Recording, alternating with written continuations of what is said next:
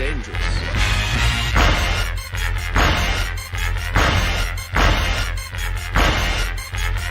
Bad feeling about this. You don't seem to understand something.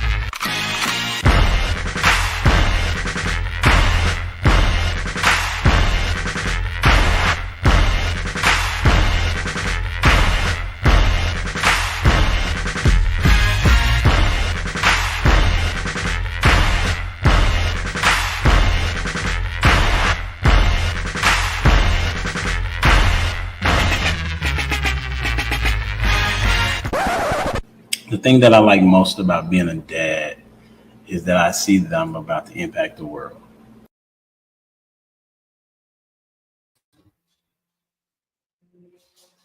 Yes, sir. It's your boy Humble Dad back with another edition of Humble Dad Podcast. Got a great show for you this evening. How do I know? Because I said so, and we typically do. We're going to be talking about, can two parties live in a household? And this question kind of came about just based upon what's going on in today's society with the the nomination of Kamala Harris, as well as going against Donald Trump, and the different parties have their particular stances. And it seems to have caused some divide within, and from my perspective, either the genders or the races or the races, or even in the religious realm. So I'm interested to see what the panel has to say about this particular topic. Make sure you share, like, and also subscribe to the channel, and comment in the chat. This is going to be a real good one, I think so. All right. So the first question that we got is, what's your favorite restaurant? Let's see how many hood people we got and how many bougie people we got. And we're going to start up with Mr. Robert. Yo, what's going on, man? It's RJ, man. I'm glad to be here. Good to see you again, Humble Dad. My favorite restaurant is the Lord's Mill Chick-fil-A. The Lord's Mill Chick-fil-A. I shall have Chick-fil-A. Yeah, I'm going to get a number one with cheese, large waffle, fries, side of macaroni and cheese, Doc. Just how I like it. Okay. Yep. Okay. I'm going to let it. So large you just lemonade. Be struggling on Sundays. Large lemonade, Doc. Large lemonade. Okay. Let's get your homie up and see what they say. Welcome to the stage, Miss Renee in the building. Hello, and thank you for having me. Absolutely. Thanks for coming back. My favorite restaurant is Cheddar's. Okay. I'm going to get a bourbon glazed salmon, broccoli rice cheese casserole, loaded mashed potatoes, and a Maui margarita and a water. And a water. So which one you ordering first? The Maui. The Maui and the Maui and the water come at the same time. Oh, and I got to get a spinach dip. And the spinach dip? Oh. Are you eating by yourself? If I'm eating by myself, if I'm with my family, if I'm on a date, that's my meal. That's what's up. Appreciate you. And welcome to the stage, none other than Mr. Prototype. Hey, I seen the hate, Rob. Oh, don't. I did. I was like, what? I did. I ain't gonna lie. No, I'm definitely one of the bougier eaters. I don't really have a favorite restaurant, but I'm definitely good for spending at least $150 on a meal. So, yes. For yourself? Yeah. That's what's up. So, what's a restaurant out there that you like? Hey, this is probably where we gonna go this week. Shoot. On a Wednesday, I'll go to Stony River.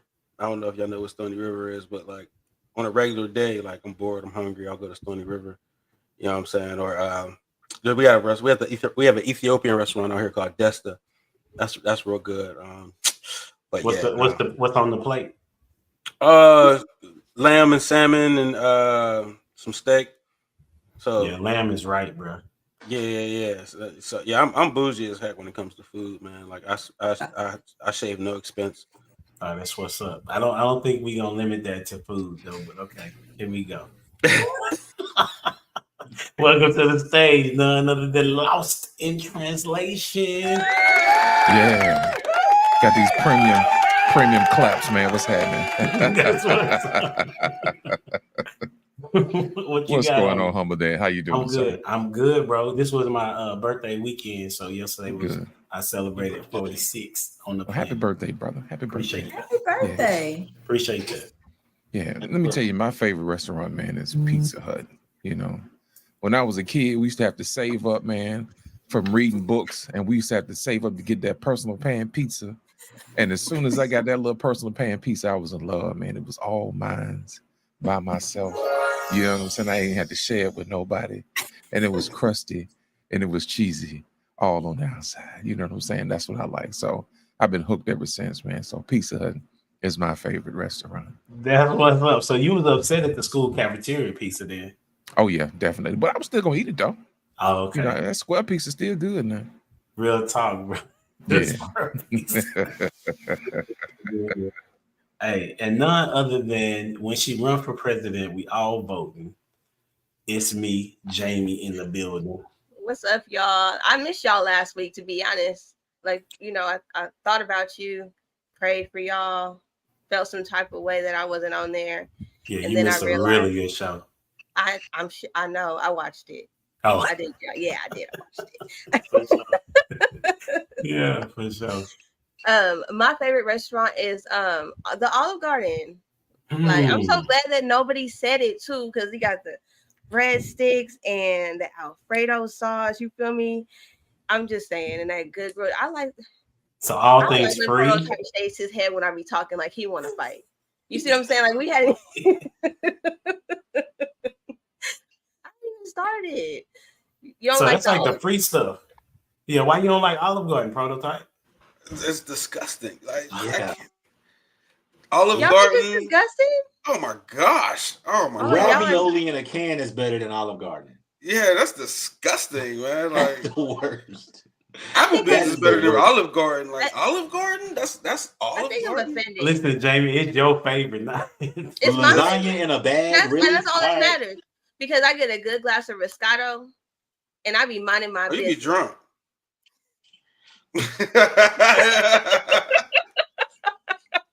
Everything tastes good when you're a little tipsy, huh? You know what I noticed? You know how I noticed I was bougie when I went to Applebee's and realized the drinks was only like $5.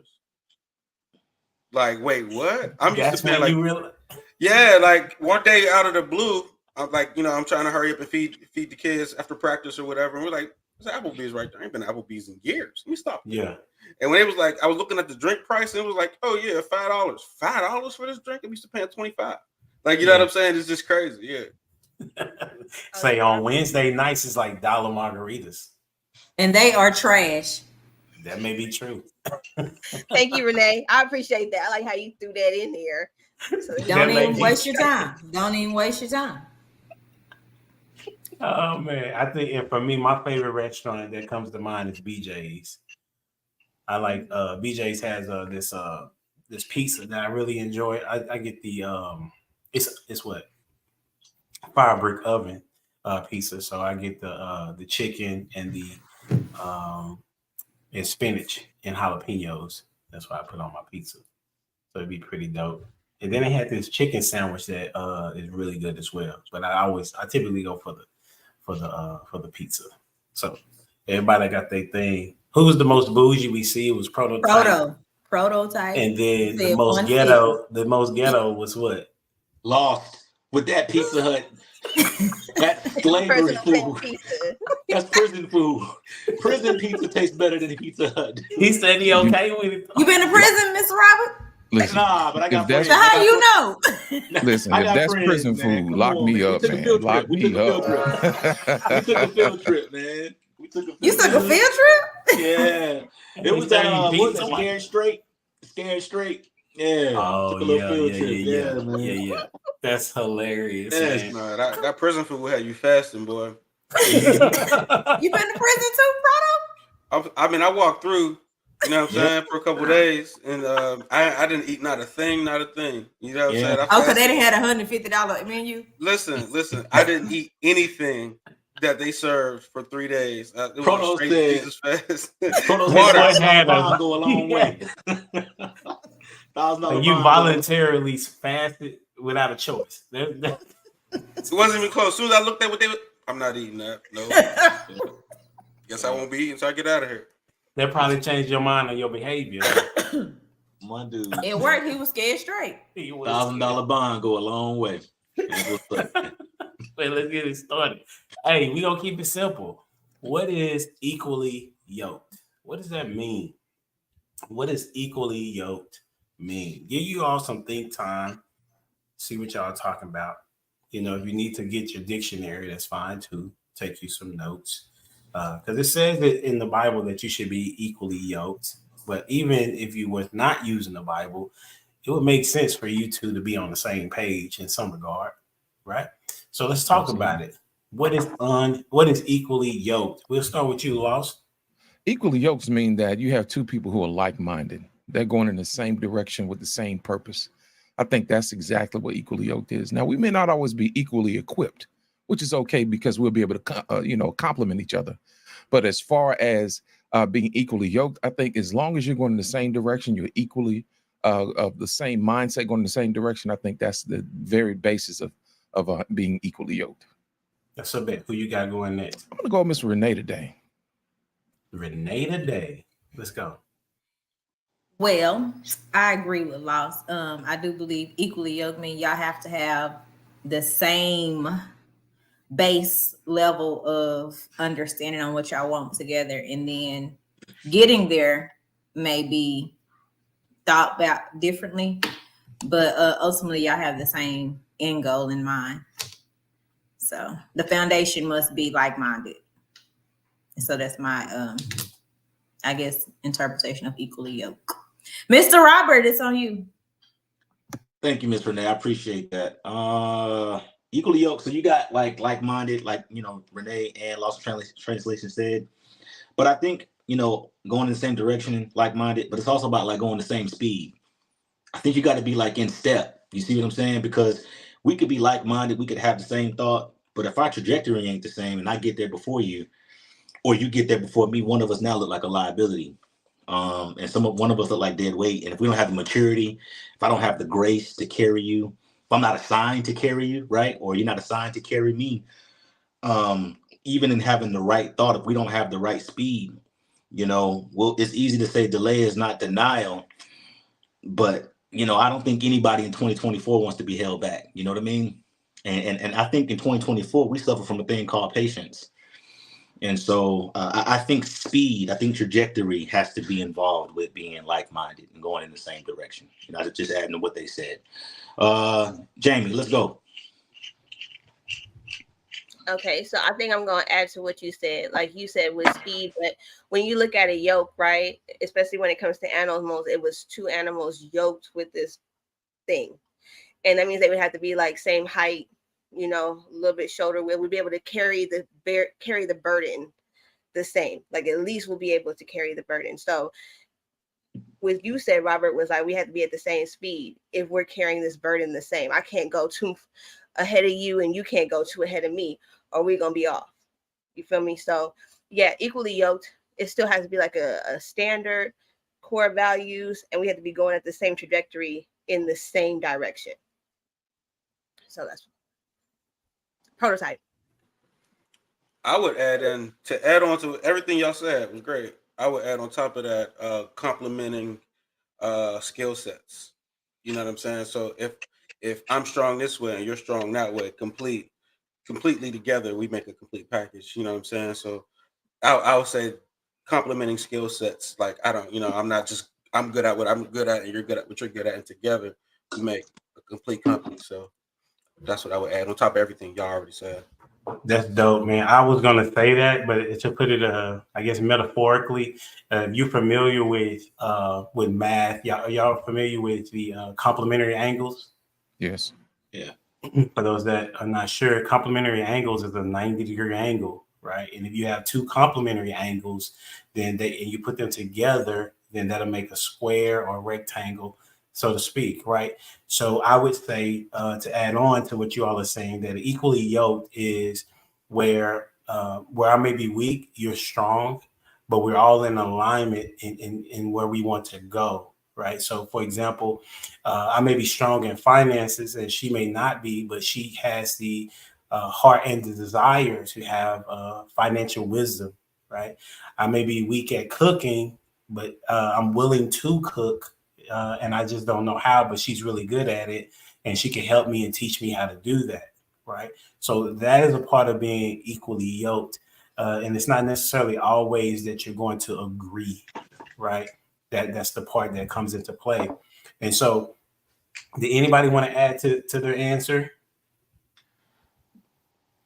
I just one word I'd add is that everybody said same mind, same thought process, same speed, complementary, and it has to be at the same time.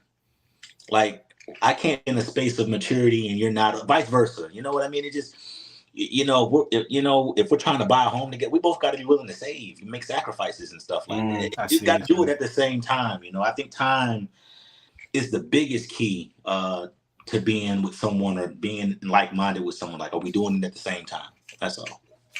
Okay. So with that in mind, right, my thought process was to kind of give an idea of conservative values versus liberal values, and then how is it possible to be in relationship with each other if possible. I don't know. This is just a question that I was thinking about.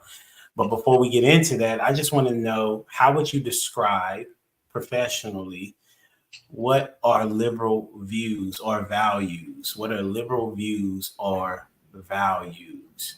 All right. I'll give you a moment to think about it because I had to think about it myself. What are liberal views or what are liberal values? Because these are the terminologies that they use in this space, right? And it's very possible to be in between those two. But this is what it is that's been given to us, is that we have the liberal views and then we have conservative views. And some people may say progressive, okay? So we'll work it like that. What's up, Dwayne? What it do? Hey, bro, did you lose your glasses last week? Did I lose my glasses? I did, yeah. Okay, because you have them on, so I was just asking. No, I was wondering what I always lose them. Okay. Oh, okay. Hey, we're gonna start you with this question, bro. What are liberal views, or what does that mean, or what does that look like?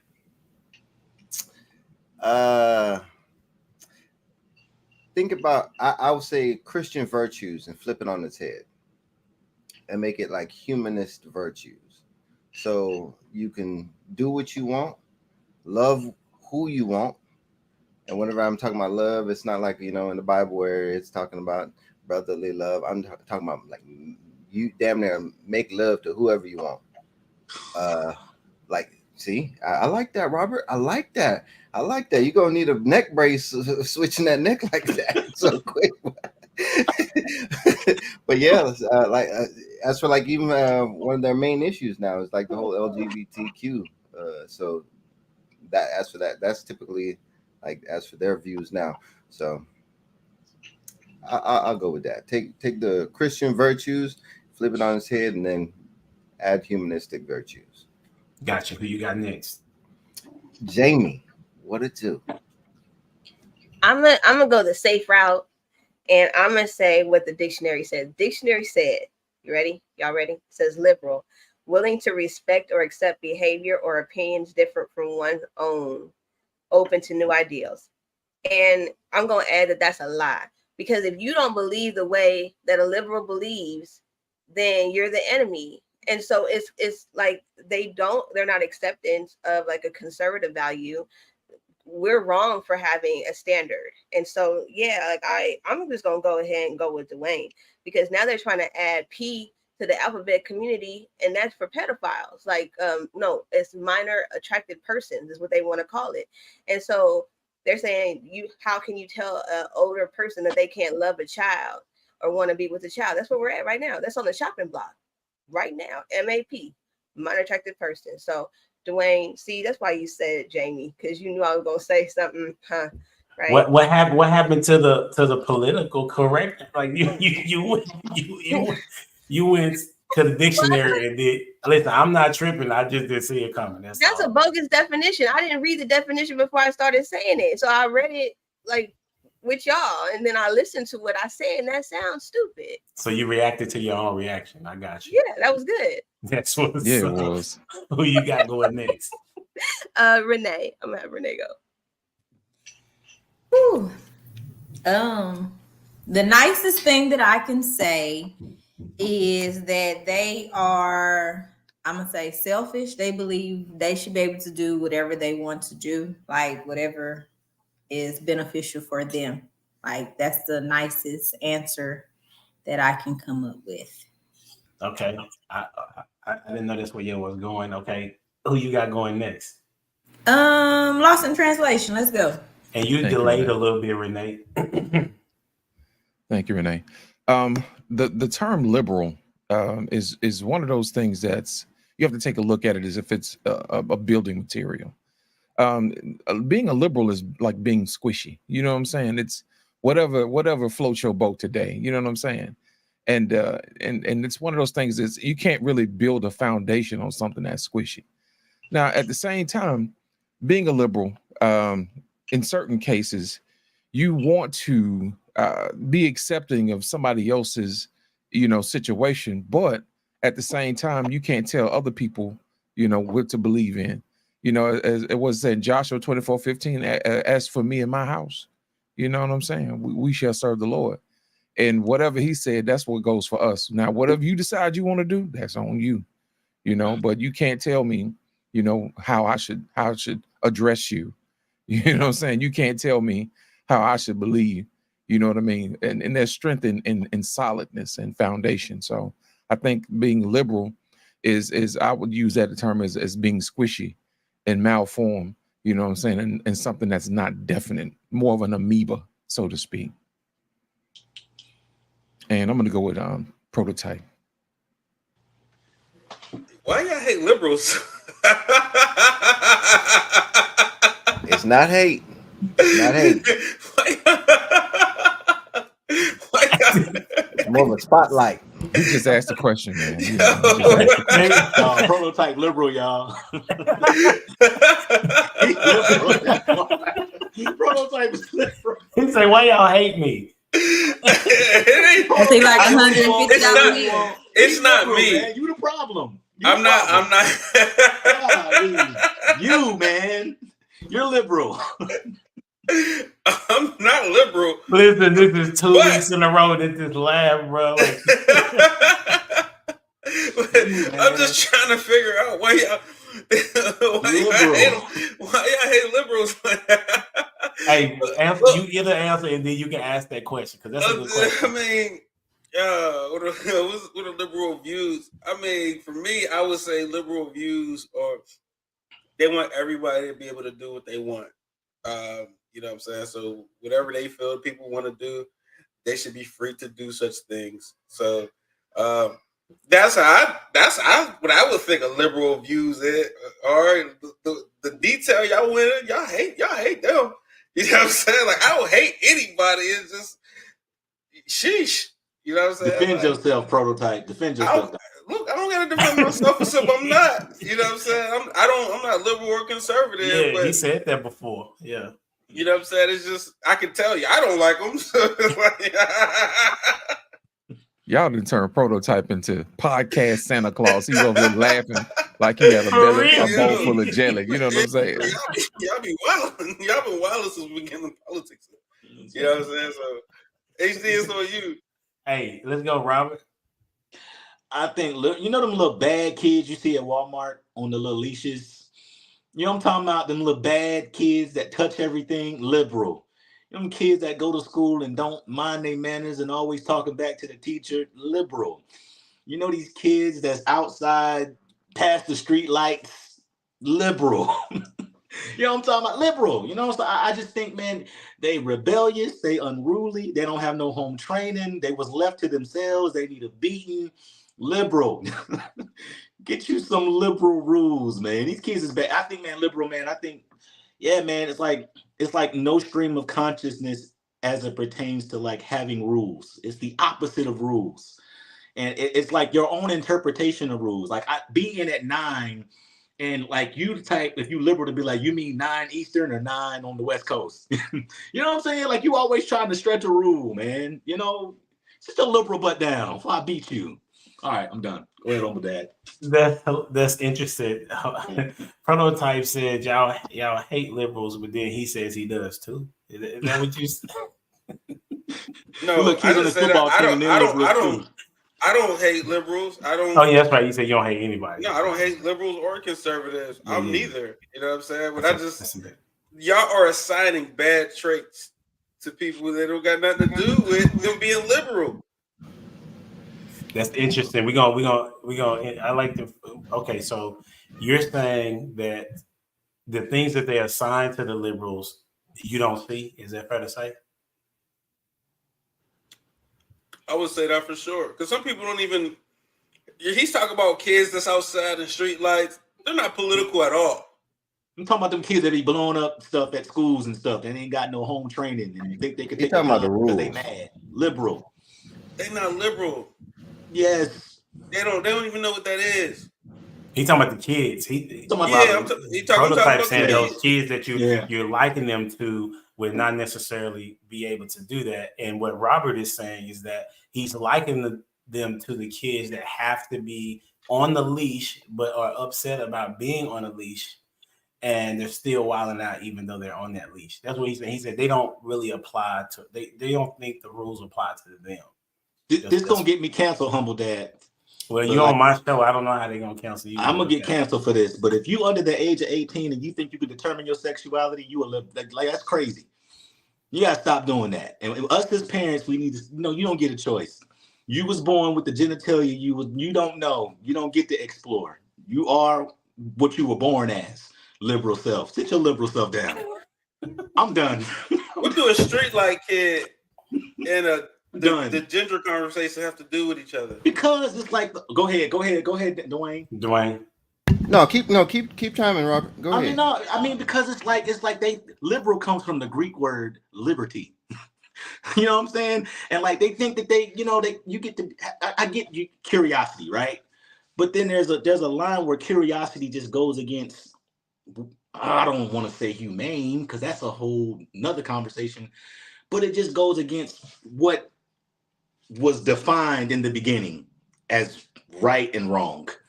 And it's like you've taken the liberty to say, let me try and see if this even works. And you've kind of found a way to finagle it to work. And now in your mind, that's the new normal. That ain't new normal. You know what I mean? I don't know, man. When it comes to last thing I'll say, when it comes to being liberal, I think that's a learned or an acquired behavior in the absence of rules. That's all I'm saying. In any capacity. All right. I was, whatever. We talked about the bad kids, but I mean, like, you grow up like that. The Bible's clear. A child left to themselves to bring their parents to hope and shame. Like, that's Bible. You know what I mean? And so you've justified wrongdoings and it makes sense in your head, but you are the only people, you are the only person that it makes sense to. Because anybody with rules and home training looking at you like, bro, pull your pants up. You know what I mean? Stop sagging. You know what I mean? Stop cussing in front of grown folk. You know what I'm saying? You don't, just because you got a mouth don't mean you get to do what you want, say what you want, how you want. You still need to say yes, ma'am, yes, sir, no. You know what I'm saying? Hold the door for old people. You know what I'm saying? We're not on the same level.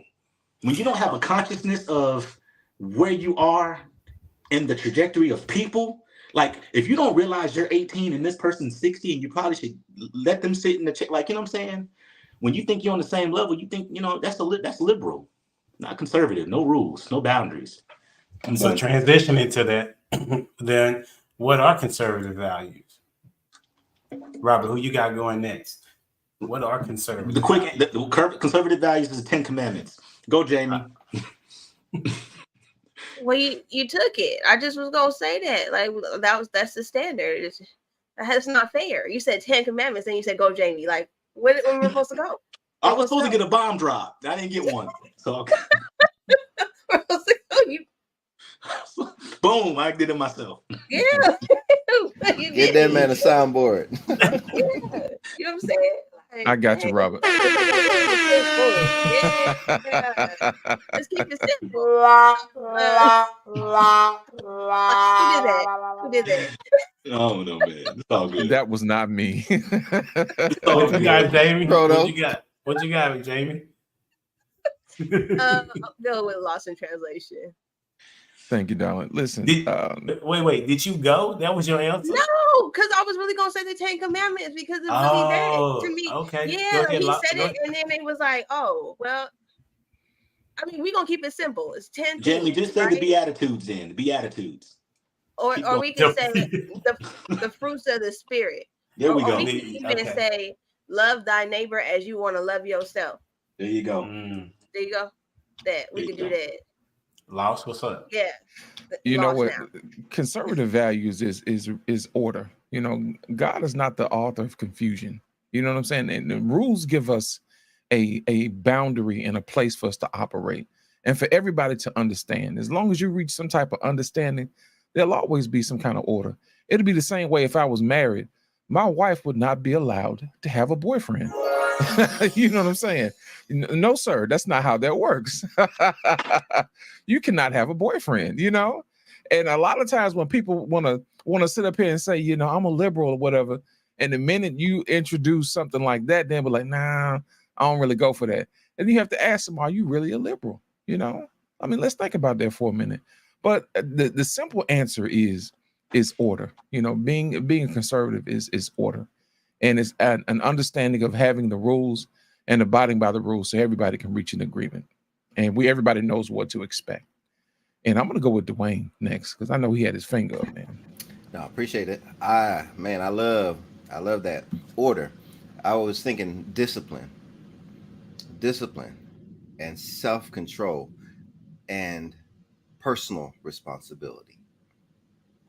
I'll throw a couple in there, and I'll go with Proto on this one. I see conservative values as elitist. How do I keep my money hungry? That's what I look at when somebody say conservative to me. I'm like, oh, you stingy. That's what I see. I see stingy, elitist. I don't see all this Christian stuff y'all talking about. I see very, very rude. I see snobby. I see, that's what I see. So, we'll go with Renee. Oh, this is about to be good. Go ahead, Renee. I believe conservative values are Christian traditional family values. Everybody took everything else, so that's the only thing like I have left. What's your thoughts on what Proto said? He said that he sees it as elitist and stingy. I mean, I can see where he got that from, but we can agree to disagree. Where he get it from, though? Like, what you mean? Explain. You can see where he get it from, like because, like, so I'm looking it up, and it does have something about like economic and pro business and all this stuff. So, like, if you are a person that's inside it, I can see where you can get stingy from. Oh, okay. Because they about making money. Oh, okay. So if you're looking at some of the things that they are for, that's one of the things they're for, and that can be interpreted as being stingy. Because in order to make money, you got to keep it. You can't give it away. Interesting. Hey, Lost, you say you got something you wanted to say? Oh, Scrooge McDucks. Listen, Scrooge McDucks. Oh. I'm gonna let you know a little secret. Conservatives are not stingy. They're just judicious with what they do. I'll give an example in the Bible. It says, "Bring all the tithes into the storehouse, for there may be meat in my house." Basically, what that's saying is that we definitely want to set aside a portion of what we make for the poor. You see what I'm saying? In the Bible, they used to, take a portion of the field or whatever, and they would leave it out for the poor. So that way you still are being conservative and still looking out for other people. So whenever somebody says they're being conservative, that just means that you think you have an entitlement to what somebody has without you asking them for it. So I think that's normally what happens when liberals view conservatives as stingy. But that's not what conservatives are. Conservatives are making sure that there's enough for everyone, and also still be rewarded for the work that you produce. Okay. Dwayne, you had something you wanted to say? Yes, I do. Okay. You know what? I like it. Well, no, actually, no, Robert. Have you went yet? 10 Commandments, Doc. Oh, okay. Cool. All right. Good. Stingy. Man, you know what? This is one of the ones that get me. I get on the airplane and it says, in case of emergency, make sure you put your mask on first and then help the person next to you. And I was like, the next time I go on an airplane, I'm like, nah. I'm not going to be stingy and worry about myself first, because Prototype said that's stingy. And then I was like, no, that ain't going to work. That's a principle, and it's set for a reason. Whenever Donald Trump comes forth and he says, America first, I could respect that. Whenever you were saying as for stingy, I was like, hey, hold on, I'm getting there. The crock pot's on. Whenever he says that, it's the same thing. I was like, stingy. And I'm like, wait a minute. I do care about my house before I care about my neighbor's house. Before. And it's very important for me to make sure that my house is in order before I go worried about anybody else's house. And that's very, very, very important. So whenever most people look at it as stingy, no, it's also, was it Robert saying these are biblical principles? It's the same thing. It says even whenever you criticize somebody, hey, before you go off talking about your neighbor, make sure you got your stuff in order. Make sure you got the beam or the speck out of your eye before you go correcting somebody else. So in the same way, self-care is an important thing before you can care about other people. So from an economic standpoint, from stingy, whenever as for a business owner, keeping it for himself, guess what? He has to pay his employees. You work for somebody, Prototype? Okay, guess what? That person has more than you. And guess what? He's not stingy or she's not stingy. They are passing down based upon the work in which you produce. So once you're able to produce something, guess what? You're going to get paid. And that's the beautiful thing about America. You work hard, guess what? You're going to get what's due to you. That's how I look at it. You know, okay, Robert. You know, one thing that just came to my mind when you was talking, Dwayne, is my dad is extremely conservative. And I actually think he's scary. Like, he don't do nothing. If the speed limit 55, he driving 53. You know what I mean?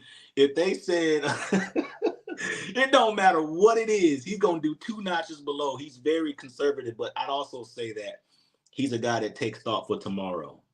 You know, and you know, and I understand, you know, when they say take no thought for tomorrow, we're talking about worrying, but ain't nothing wrong with having a plan. You know what I mean? And ain't nothing wrong with having a backup plan. And it ain't nothing wrong with having friends with resources just in case both of your plans don't work.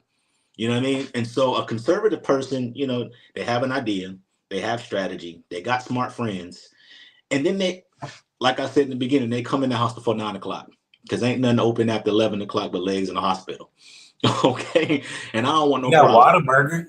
That, and 7-Eleven. They don't cook their meat all the way. They don't cook.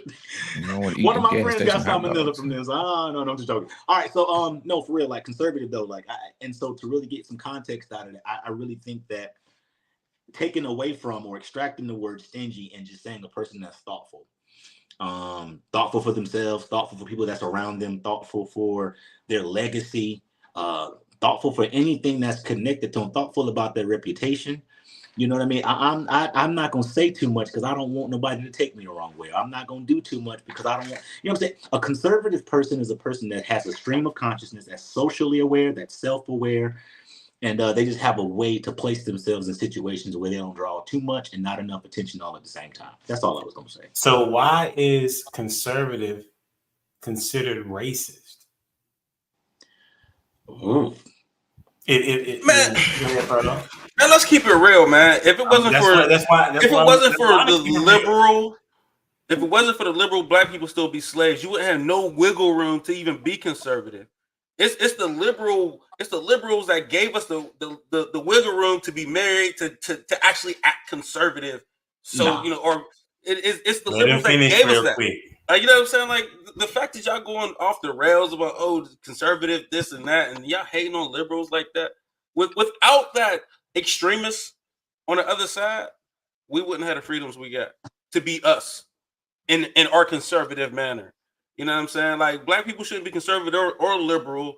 We just got to understand we can move between the two and get it how we do. You know what I'm saying? But y'all tripping.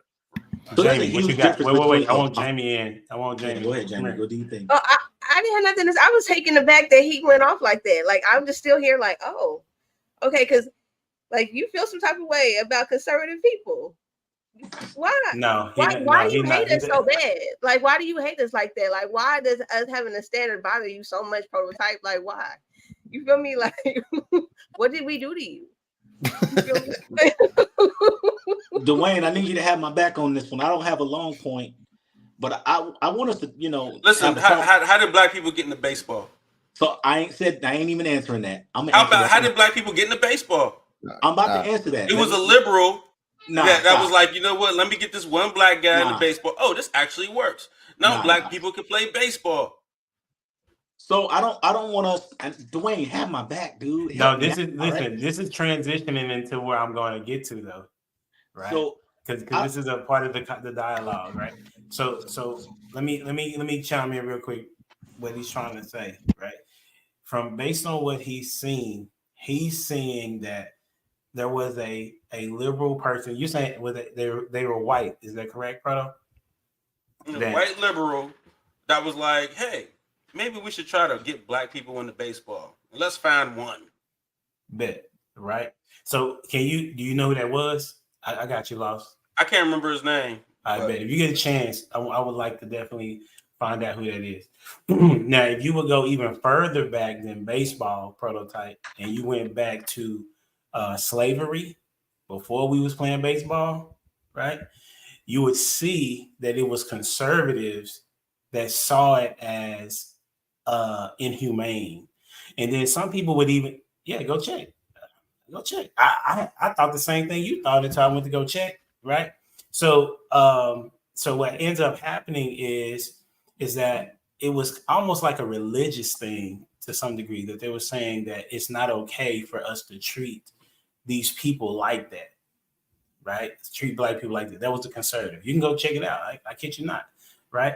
And so then what ends up happening, you had that civil war, right, between the North and the South. You're familiar with that, Proto?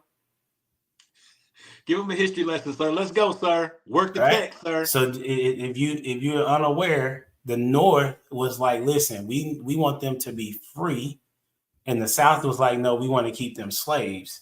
And the liberals connected to the Democratic Party were the ones that wanted the slaves down in the South, and in the North, it was conservative. You can go check all of this out, and then you can. Matter of fact, you can go look up a dude that most black people don't know. His name is Thomas Sowell. You need to go get him something in your life, okay? And so, nevertheless, what happened was they began to talk about, when we did become free, right, and we began to make a name for ourselves. Like there was senators and black people in the Congress, my dude, because of the conservatives saying that this would be okay, it would be good. But then when they saw black people doing well, the liberals was like, we got to take this down. If you go look and find out the Freedmen Bank, you heard of the Freedmen Bank? Yes. Prototype. Okay, Freedmen Bank was taken down by liberals. And that's when all the black people came together to have their money and things of that nature. Then you fast forward through the Jim Crow era. That's one of the times that we was one of the tightest communities in America, right? Because of conservatism, the black people were conservative, meaning that they thought that family was most important and for us to stay together as a unit. And then Martin Luther King, he was like, you know what? We're not treated equally. He thought his plan was he misdiagnosed his plan of what it would do in long term. Okay. And so even Martin Luther King was conservative at that particular point in time. Right. So as far as the baseball, it may have been a liberal person to do that, but the history shows that liberals have been against black people specifically. History shows me that it was always about money. And oh yeah. So regardless if it was conservatives at what time. Look, I don't know I don't believe everything you just said. You know what I'm saying? Okay. The fact that the North didn't like slavery in the South because the South was, was prospering more than they were because of the free labor. We can go with that. That's cool. Nope. Not true. That but is true. I'm not saying that, Dwayne. We're not talking about true. That we talking about. I mean, but that's you know what I'm saying. You're not even American, bro. So you don't know. But it's, I have a brain.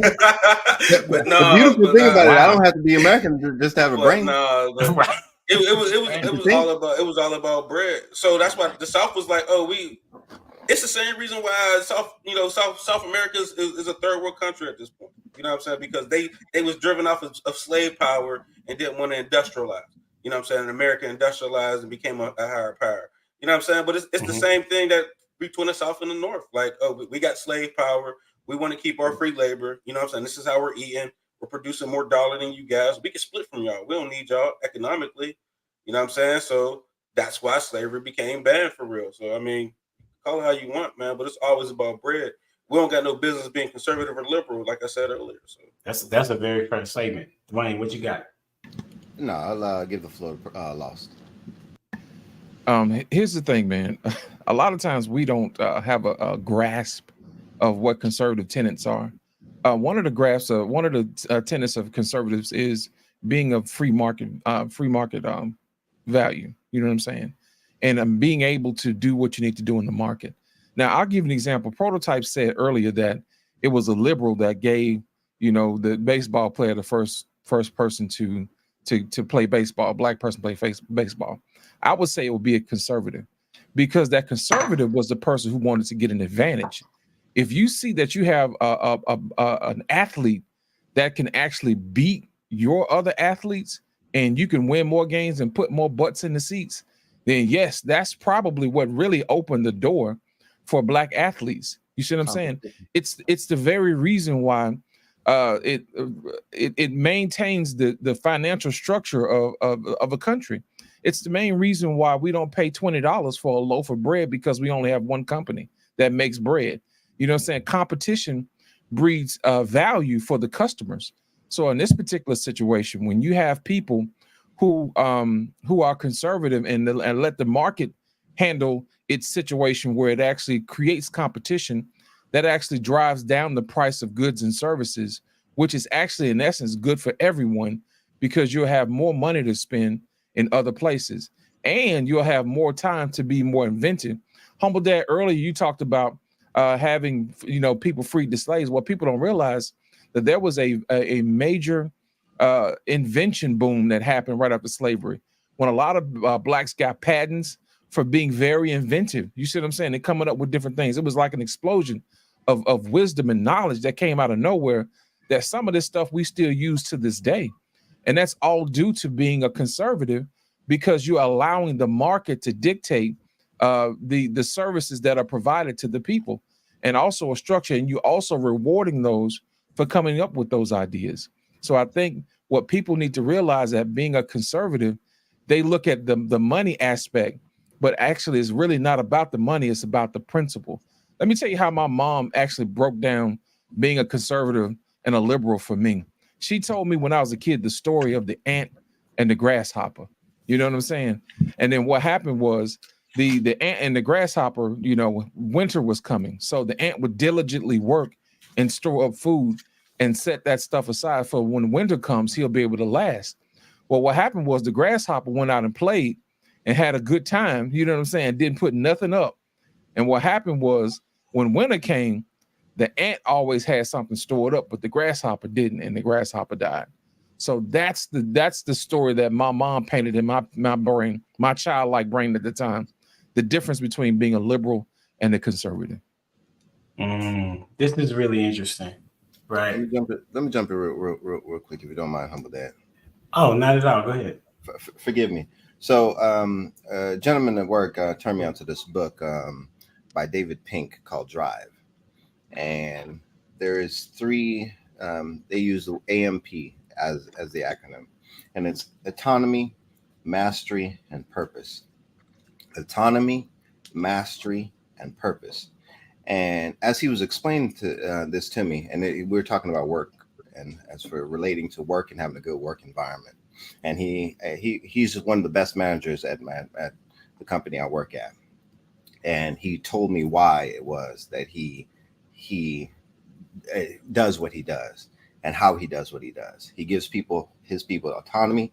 He gives people mastery, allows them to master anything that they want to do in order to do their job well.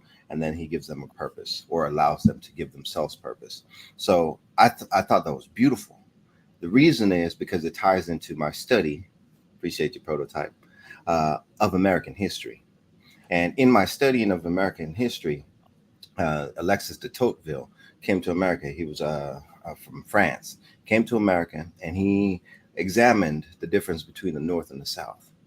And I found it fascinating, prototype, that you said that it was based off of finances. I'd agree with you, except for the North was more industrialized than the South. And the reason why is because AMP, autonomy, mastery, and purpose. The lack of autonomy does not lead to innovation. The lack of mastery does not lead to innovation. The lack of purpose does not lead to innovation. So without those three things, you will stay stagnant. And here's how it stays stagnant. The slaves, they did not have autonomy, they did not have mastery, and they did not have a purpose. Therefore, when they worked, they weren't working for anything. So did they put their best effort for it? No, they did not. So whenever it came to what HD said about whenever slavery was over, you had a boom in this. Why? Because guess what? They were free to express their autonomy. They were free to have express their mastery at whatever it may be. They were free to have a purpose. Now, going to the same thing for the slave masters, they also did not have a drive, because guess what? The autonomy in which they had was to conquer another person. That's not much autonomy at all. The next, as for mastery, all they had to do was to master over their slaves, right? That's not mastering anything as from a life purpose. And then as for the purpose, they had no purpose except for what you were talking about as for gaining money. And back to Robert's point about it's biblical. The love of money is the root of all evil. So because of that drive and as for that money, that's what they were building up for. That's what they were building up for. In the North, you were able to be free. Whether you were black, whether you were white, you were free. And as for that freedom, again, autonomy, mastery, and purpose, that leads to innovation. So from my standpoint, whenever it comes to as for with money is important.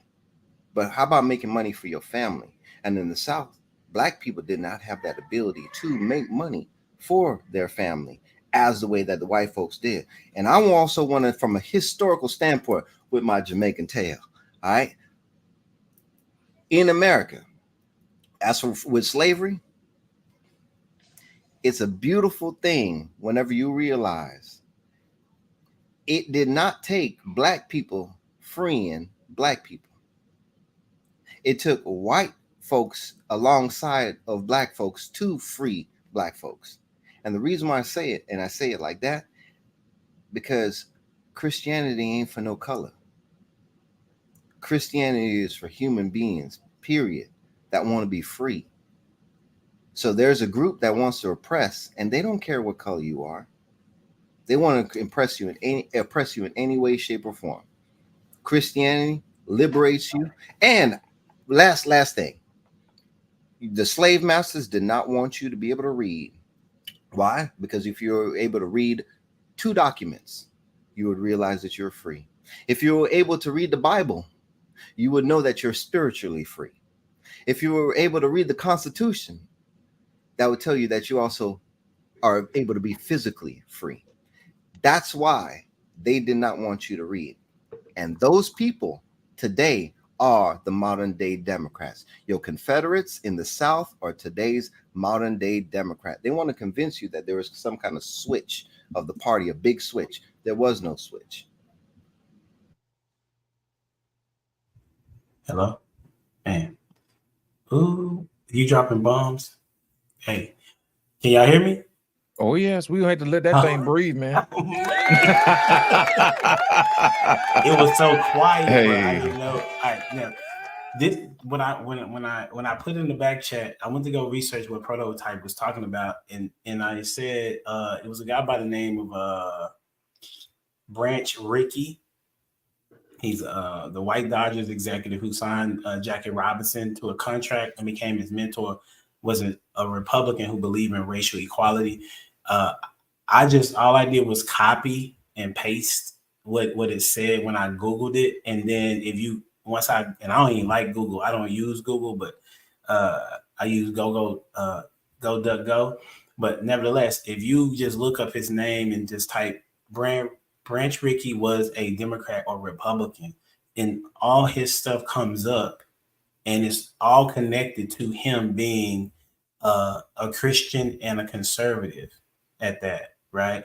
And so what you said, Prototype, was that was liberal thinking, right? And so what that made me understand when you said that is that based on the terminology, the word liberal means freedom, right? And it means to have an open mind. Is that fair to say, Proto? Okay, gotcha. Okay. Now, so I'm glad that you said that so I can understand where your perspective is, right? And it is an outside of the box thought process. So let me connect it to the thing about what's going on right now is words are being redefined. So, for example, I'll even take you back to when Bush put in play No Child Left Behind. You remember that, Proto? Everybody on the panel remember that? No Child Left Behind. And me being in education, everybody thought that was a good thing, right? And he's a Republican, right? But he put on the docket that no child should be left behind. And Renee, she can connect to this too, since she's in these streets out here, right? That it really was a play on words and not a way to help kids. What it meant for teachers is that, for example, in some school districts, you cannot have more than 15% of your students fail your class, even if they didn't. 10%. Oh, now it's 10%, even if they didn't do their work. Okay. They've also came up with either you can't give homework, or if they do get homework, then you can't give them anything lower than a 50. Right. Then they came up in Texas to pass math. It's now this year it's like a 25, and what they say on the paper, it'll say approaches grade level. However, approaches grade levels means that you pass the class, even though the lowest grade they can make is a 25, in between 25 and 50. So what I'm going back to say is that liberal is a play on words in which you see now. It is true that it was a outside the box thinking. That's very true. But it was connected to the Republicans seeing this particular guy, Branch Rickey, looking at it from a biblical perspective of saying we are all the same. So why can't a black person play in our league if he's good?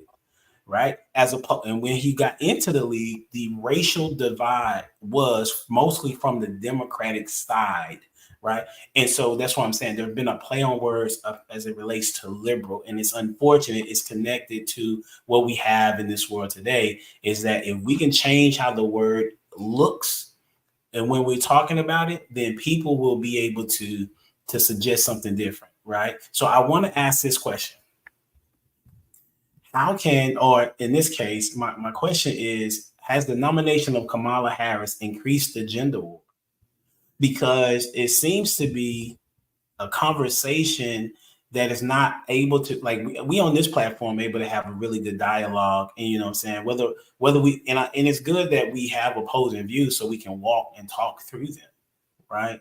But I don't see that this happens on a regular basis enough, and I'm glad that y'all chime in with me. So Renee, I would like to come to you first. Has the nomination of Kamala Harris increased the gender war? What's your thoughts? I'm going to say yes. And I'm just going based on my timeline on social media. We already, before all of this, men and women are going against each other on who does what does who. And now since she's been nominated, it has been an increase on, women can't lead men and women can't do this and women are not supposed to do this. And then you're only supposed to do this, like we're supposed to be stuck in one box. So I'm going to say yes. And I just want to say we all need each other. Men need women and women need men. And Mr. Robert, I'm going to go with you next. That's what's up. I agree with you. I think it has increased the gender war, but I think it increased the gender war from a miseducation standpoint. And I say that because just because Kamala Harris has been nominated, it's almost like women see themselves as Kamala Harris.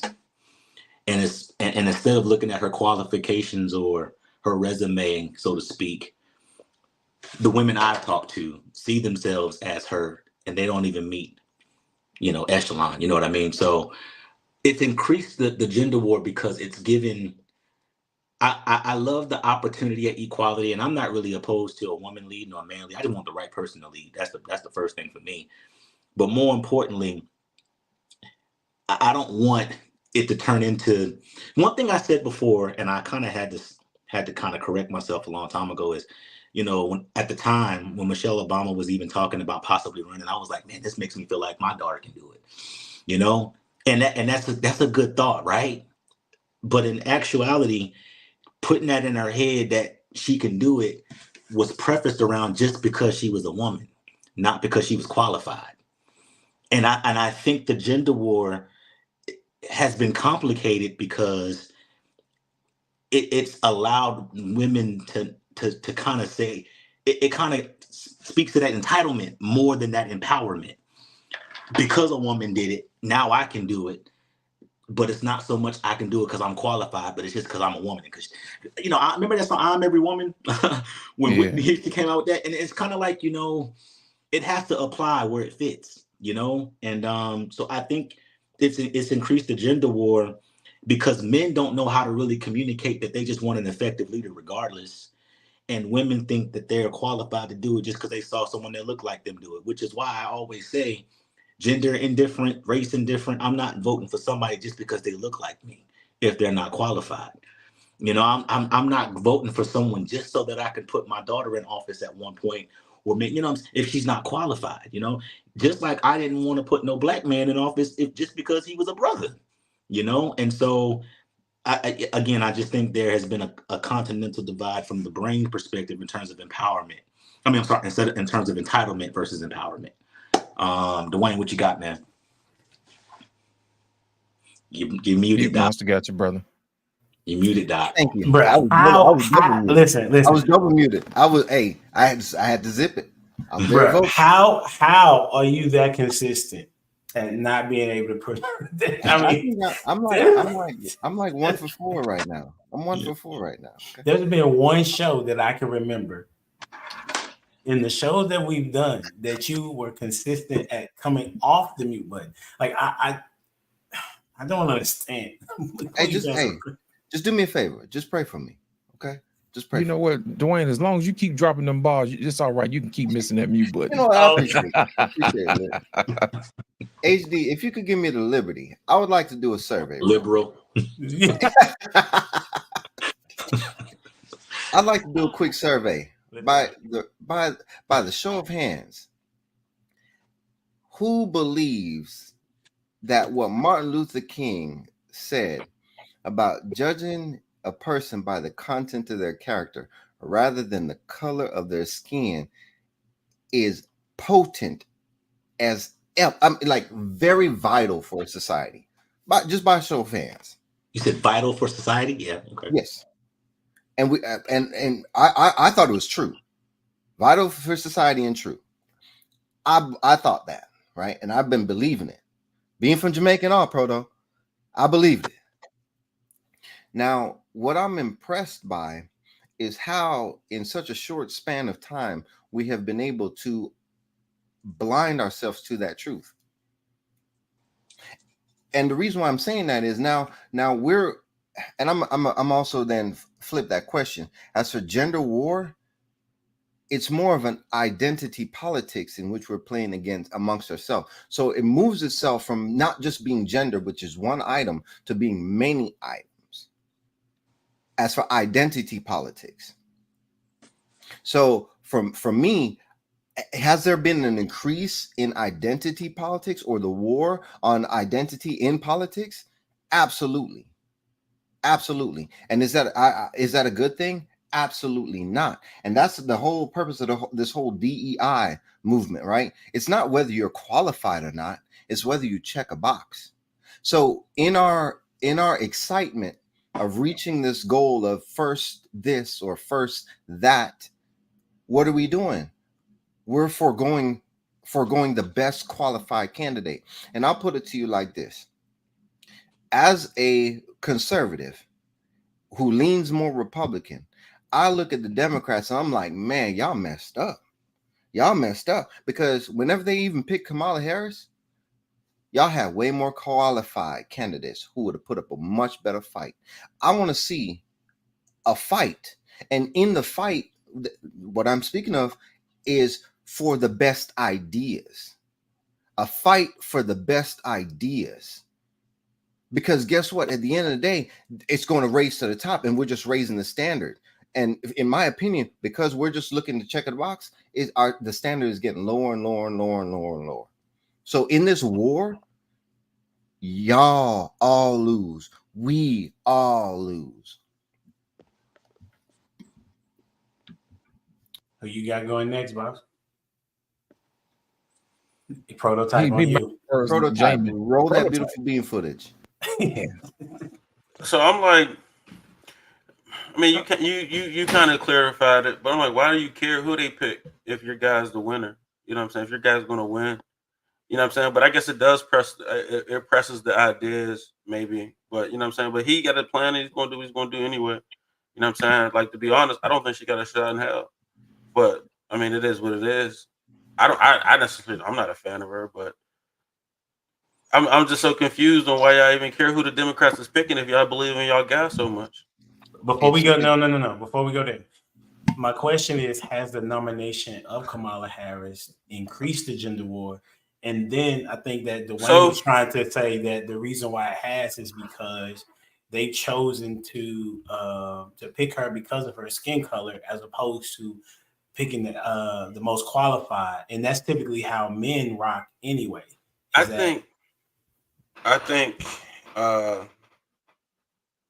social media wise, yes, right? Because like I said, I didn't think she had a shot in hell. But I tagged you to the post. I asked, anecdotally, my Facebook friends, right? I was like, hey, is anybody even voting for this lady? Like, is there any men voting for Kamala Harris? And plenty of them stood out, right? And I'm just sitting there looking at the data and figuring out I know these people personally, so I'm like, who these people are, and I was like, oh, that makes sense on why.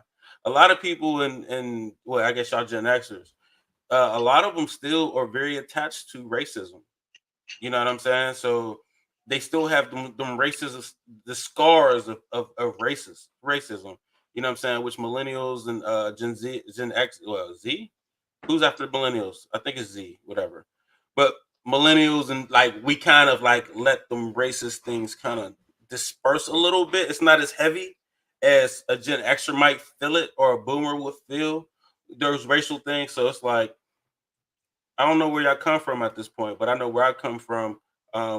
We've all dealt with heavy segregation or racism or whatever, you know what I'm saying? So the idea of going over there, like I said, I think most Black people or Democrats, just because we understand we need some wiggle room just so we can be who we need to be. Not necessarily that we want to be like them, but if they don't have their space, we definitely don't have ours. You know what I'm saying? So,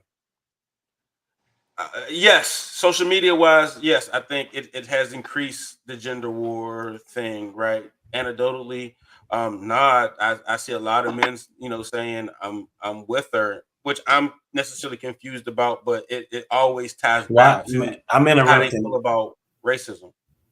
Okay, so you said that you're confused by why they would. And so you're agree. So do you believe that they're doing that because she is identifying as black? No, they're doing it because they don't like. They think the other side is extreme racism. Oh, okay. You understand what I'm saying? So it's not like they're a fan of her or not. It's that the other side is extreme racism. So that's what I'm saying. It's basically like, well, we need our wiggle room to move, maneuver, to be whole. You know what I'm saying? And if we press the needle that way, we really don't get no space. Yeah. But if she's in office, then at least we can still be who we are. You know what I'm saying? So that's kind of how. What do they mean by be who we are? Because I know the commercial. Bear with me, people. I apologize. I'm very intrigued. I'm not talking. I'm talking about black people. I'm not talking about anything wild. Yeah. I'm curious to know from what it is, because I went to try to find the clip, and the stream. I couldn't find it, so if you can tag me again, I definitely want to look and see what's going on, because I've been in other Facebook groups too, and I've seen the same thing, prototype. And so when I press the issue of like, okay, so then what has she done, right? Because I'm confused too. Right. So it's not a matter of what she's done. It's more so like we feel like the other side is racist. Right. And it's interesting to me that they don't see that both sides have racist tendencies. One is able to show it in a different regard. Right. Because I'm not necessarily for Republicans or Democrats, but I lean more Republican just because of my conservative values. Right. And I would rather be somewhere a lot more towards the conservative party, right? And I think that both parties are people not necessarily really educated on either person to most of the degrees that I am and people that I talk to, right? I mean, because Trump has said some really crazy things, right? But so has Kamala, right? But then nobody goes and checks and sees what Trump did. I ain't gonna say nobody. That's a broad spectrum. I apologize, but most people do not go see what Trump has done, and then most people don't go see what Kamala has done. So you know what I did? Being the scholar that I am, I went to go find out a little bit more about Kamala. Even though I know that I don't rock with her position on women's rights. Okay. Now, I believe in women's rights, but not in the reproductive position that she holds, if you feel what I'm saying, right? So what I found, I don't know if y'all know this, but she brought to the floor 80 bills. Did y'all know that? When she was in Senate. For those that don't know, she brought 80. You know how many she got to pass? 1. Okay. She had the fewest amount of people in when she did the 80. You can go look at it. I had posted it somewhere. If you go look at the 80 that she's done, very few people in her own party said, yes, we like this bill. And some of the bills were pretty decent. And that's me telling you, and I don't even like her like that. But some of the bills were pretty decent, right?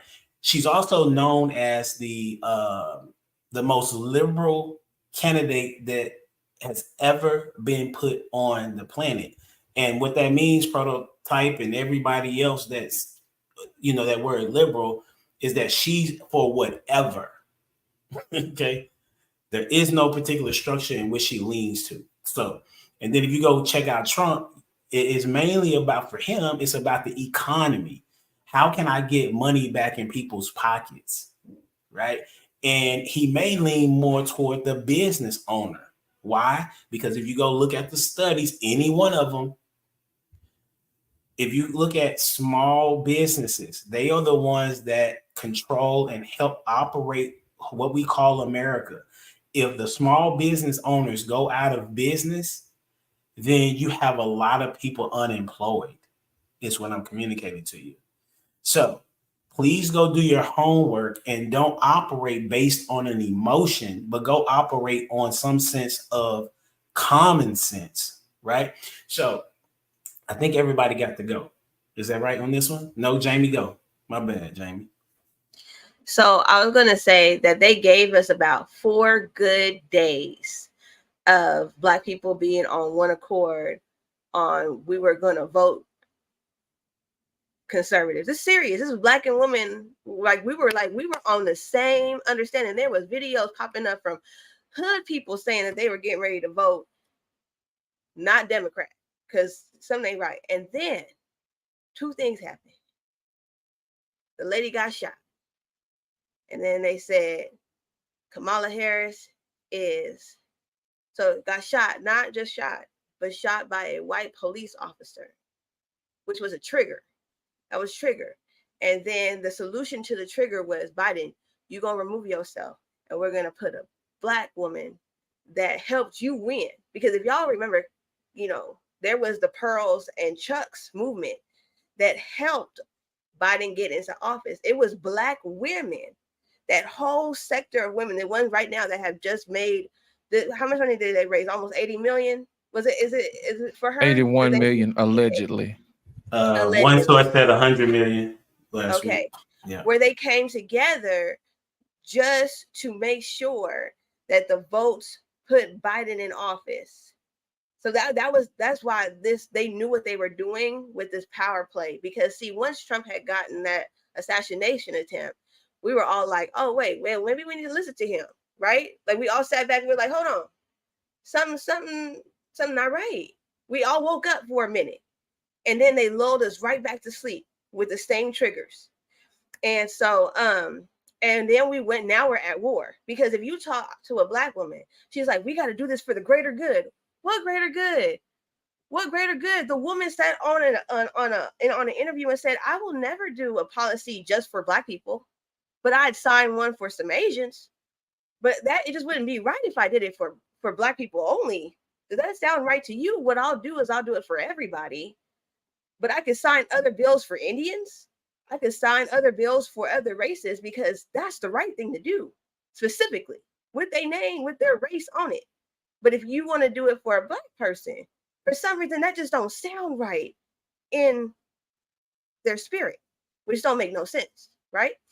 So, it really broke my heart. Do I think it increased to genuine war? Yes. Like we are fully on divided at this point. But for 4 days, I counted, you know what I'm saying? For 4 good consecutive days, we were literally, it was scary to them because what it brought back to my remembrance is when the civil rights movement was at its peak, it was because we were unified in the common goal of we wanted to be treated like humans. And the family power structure was dangerous, right? Especially the Black unified family structure. And although we still have single parents, single mamas, and for the first time we stopped arguing about that. And we were like, this is why we should vote like this. And we were actually a community again for 4 whole days, for 4 of the most beautiful days that I thoroughly enjoyed until that woman got shot, and God rest her soul. But that, and then they put, no, for real. As soon as that happened, I said, oh my God, here we go. Boom. It's perfect power play. And that's just how politics works, right? Yeah. Order out of chaos.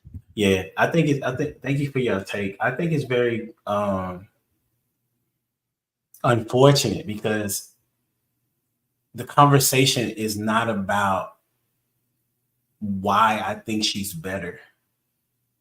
The conversation is she's Black and he's a racist.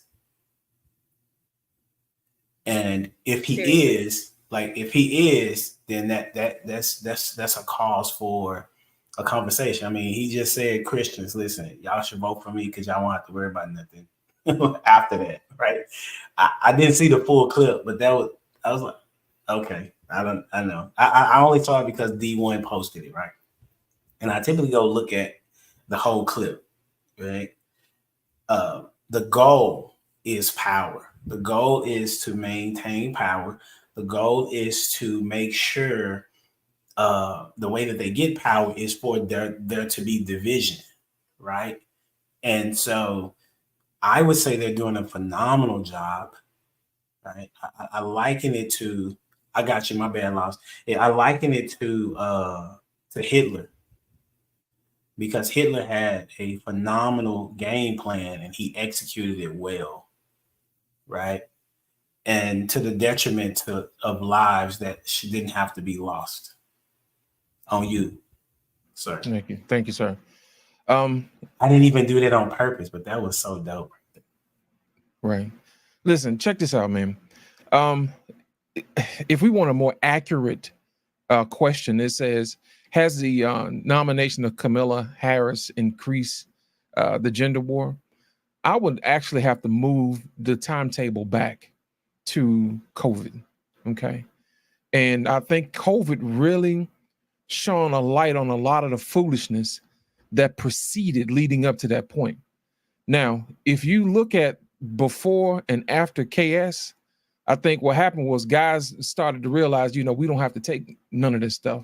Okay. Now, I look at it this way. It really boils down to a pathology between people. There is a chart that I remember watching where they were talking about how politically divided men and women were based upon country, based upon race or whatever. So between black people, it was the widest. It was like black women are more liberal, but black men were leaning more conservative. Well, it all goes back to pathology. Think about it. When most men grow up, they usually play some type of form of sports. You know what I mean? And we had to compete. You know what I mean? So you had to work together, you had to compete, that type of thing. And then after that, we already know who was the winner. But if you look at most women, their pathology is a little bit different. They're told that they're princesses and a man should do this and a man should do that. And it's what a man can give them. Well, in this particular situation, I remember what Jamie said a minute ago. She said that Kamala Harris actually helped Joe Biden get into office. I think it was more of a stick-up kid thing. They said either you nominate a black woman, which they never gave a name. They said, we don't care who it is. As long as it's a black woman, you better get down or lay down. That's what they told Joe Biden. You know what I'm saying? And then if you go back and you watch the debate between Kamala Harris and Joe Biden, Joe was putting the wood on her. You know what I'm saying? And then Kamala was going back and saying, well, Joe, you didn't do this.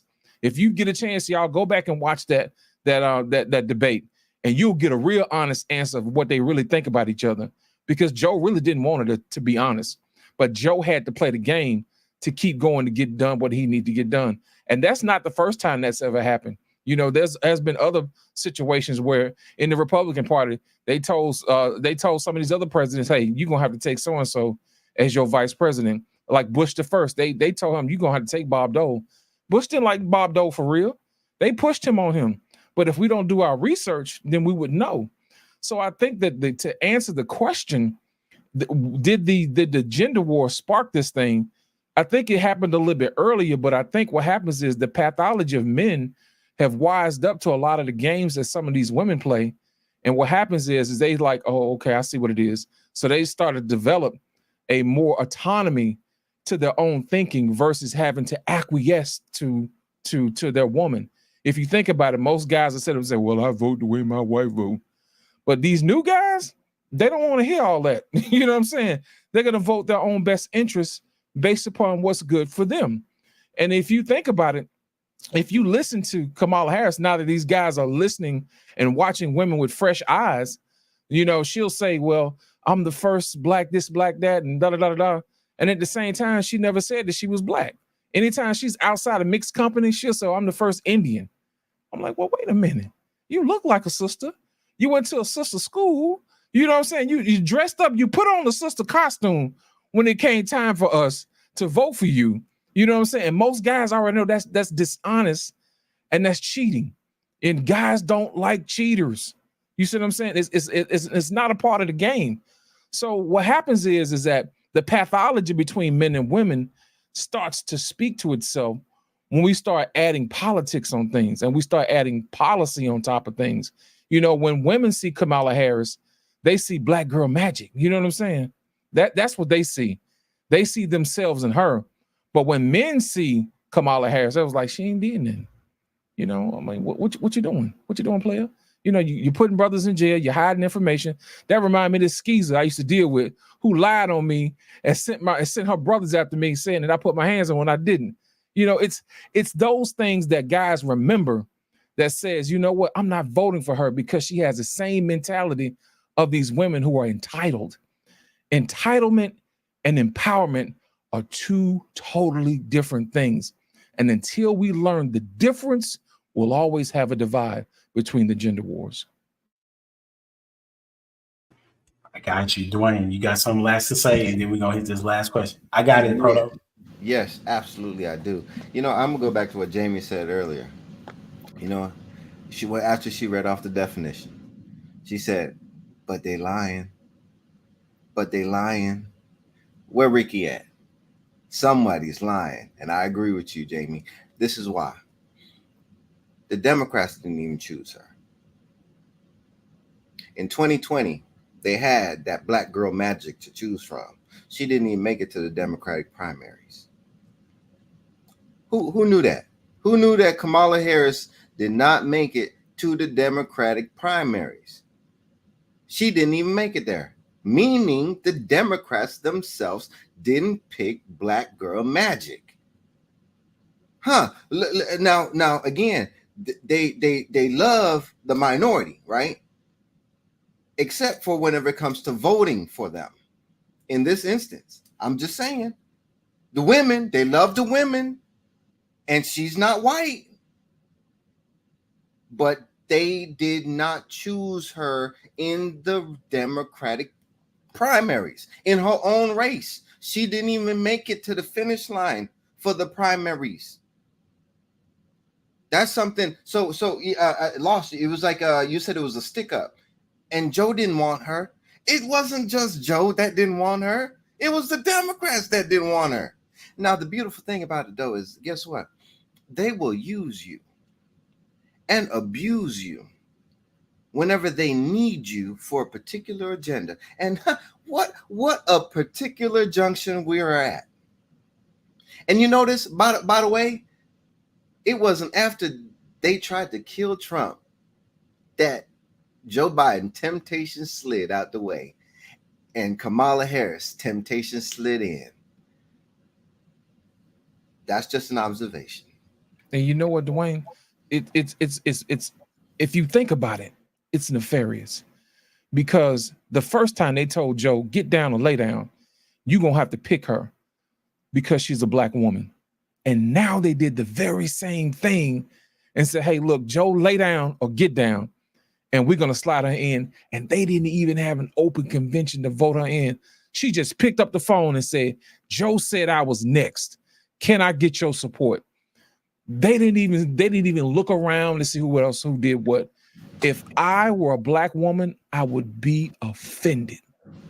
I would be offended because these people think that you're not good enough and we're just going to have to slide you in. You're not smart enough.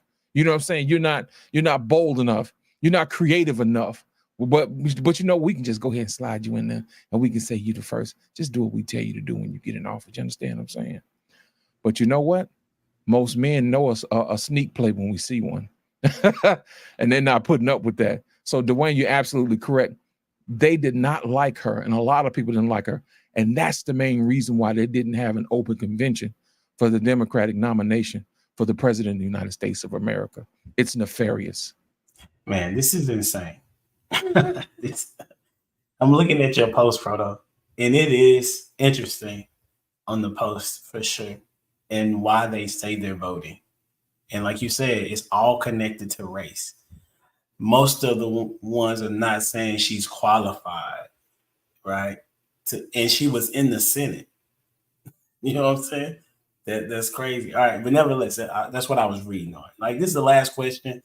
Okay, we see Renee a little excited, so we, you know what I'm saying? She ain't talked in a minute. Renee, why you been so quiet? I told you I ain't had no nap today. Oh yeah, so you sleeping now because you had nothing but smoke for people in the back early. And I have to get up at 4:30 in the morning to make it to the gym at 5. Before we got on the show, I did. You was giving smoke to everybody. I was, but I don't like to argue though, so I just That's what you were doing. But I'm trying to work on it. I'm working on it intentionally. So when we go live, that's when you start working? Yes. You Girl, gotta we be need some good in front pushback. of Come on company. here. Come on here. We need some pushback. Tell us we're wrong. Well, on this next question, I'm probably gonna give a lot because let's go. Get it. Go. So I do feel like two people that are in two different political parties can have a long-term relationship because we're two individuals that were brought up totally different. And some people were married 40 and 50 years. So if you can grow up with two different mindsets, surely you can grow up with two different political parties. You just have to be respectful within your marriage on what you believe and then get on some type of common ground on how y'all gonna raise y'all kids and nobody be disrespectful to the other person's thought process. And so yeah, I do think that can happen. So you're saying you're basing that around them being able to come to a common understanding of what their ground rules are. Right. So like you may have been raised in a loving, happy family, and your wife may have been raised in survival. That's two different ways of being raised, but at the same time, y'all are still married, and your outlook and her outlook is different because y'all were raised differently, but y'all come together in one household. So just because I think this way and you think that way political wise, that doesn't mean our household can't run smoothly. We just can't be in here arguing over, politics. You have your views and I have my views and we can discuss them. But when you start getting disrespectful, that's when it's like, okay, you out of pocket. Just like anything else. Okay, like anything else. I apologize. I cut you off. You said just like anything else. What? When it get disrespectful, that's when it's okay. Now you going too far. So we can all have disagreements. I might like red. You may like blue. It's not gonna change my favorite color. You like blue. I like red. So at the end of the day, we're just gonna make purple. Oh. Okay, so but neither one of us like purple though. But you like red and I like blue. But you don't get what you get, and I didn't get what I get. What's the point? That happens. What we mix together. That happens for sure. So you would be cool with your husband being a Trump supporter? Is what they call it? I mean, I would be cool with whatever you want to be or whoever you want to support, as long as you don't try to push your agenda on me because I have my own mind. So don't try to convince me that I'm right and you wrong. I mean, that you're right and I'm wrong because I think differently than you. That's when we're going to have the problem, because if I think this and this is what I believe and you don't agree with it, that doesn't mean I'm wrong. I have my own mindset. Okay. So if he says, if he is a Trump supporter, and he believes that in Republican or conservative values in that regard, would you say those are different? Would you say being conservative and versus being a Trump supporter, are they the same or different from your perspective? I think they're different because I don't think all Republicans act like Trump. Okay. I don't know too many that do things that he does. So just because he's a Republican doesn't mean he's automatically a Trump person, so to speak. I'm glad that you said that. I was just curious because from when I've talked to people, if I've said something in relation to Trump, it automatically says that I'm a Trump supporter, as opposed to I'm literally just trying to give you information. You feel me? Yeah. And so even if I think that he's a bad, like you can have a person that's bad, has a bad character, but some things about this person with a bad character you can learn from. So you just take what you need and leave the rest. Learn how to separate the two. I don't have to agree with everything that you say. I don't have to agree with everything you believe in. But if you can give me a nugget or a gem that I can use to add to my tool belt, we winning. And then after that, I can just disregard the rest that doesn't apply to me. But when you start making personal and disrespectful attacks to me personally, then I gotta sit up and be like, nah, we're not gonna do that. Okay. So last question. I'm gonna come to the panel. So the guy that you know, could he be a person that is not a man of God? Nah, you're gonna have to believe in God. Now that's like a deal breaker. You're gonna have to believe in God. But that's a different viewpoint. Yeah, it is, but at the same, so then it's gonna be, if we had, well, I can't have any more kids anyway, but if we had kids, it's going to be like, now what are we going to teach our kids religious wise? So I'm going to say God, and there is no God. So now we're not on one accord in regards to the kids. So then the kids see that we're separated. And then they're like, who do I listen to, mama or daddy? Because I believe what I believe. He believe what he believe. We have to have some type of common ground in certain areas in life. Okay. Thank you. I appreciate that. Who you got going next? Lost in translation because he got a lot to say over there. Thank you. Please, I was like, please pick me. Listen, you said, how can a two-party household coexist long-term? I would say absolutely not. And I'm going to tell you why. You have to have somebody who's going to be able to agree with you. And agreement makes movement. You know, you can't always have to take time out to talk to somebody and convince them to move. You see what I'm saying? I can't do that, man. I don't have time to do that. Here is the plan. This is what we agree on. Let's move forward. I've always learned this a long time ago. A man convinced against his will is of the same opinion still. We cannot go in two different directions. We can't sit up here and say, well, you believe what you believe in, and we're going to raise kids, and who they going to listen to? They're going to listen to their daddy. You see what I'm saying? Because I'm plugged in to the Most High. You see what I'm saying? If she's plugged into me, then we're moving in the right direction. But well, as he far says as, he don't believe in God. That's what he said. well, like I said, God bless you if you decide you want to deal with somebody like that, but not me. You know what I'm saying? Not me. As a matter of fact, I'm not going to deal with a woman who don't see my eye to eye politically. I'm not going to deal with a woman who doesn't see eye to eye with me spiritually. And I sure as heck ain't going to deal with nobody who don't deal with me financially. You see what I'm saying? Those are rules that are in place for a reason.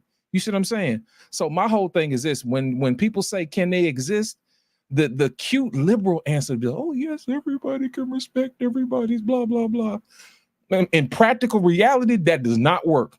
If you've ever played football, and Prototype will attest to this, if you call a doggone running play and everybody decide they want to pass and you don't want to pass block and your quarterback get toe up, that's because everybody was not on the same page.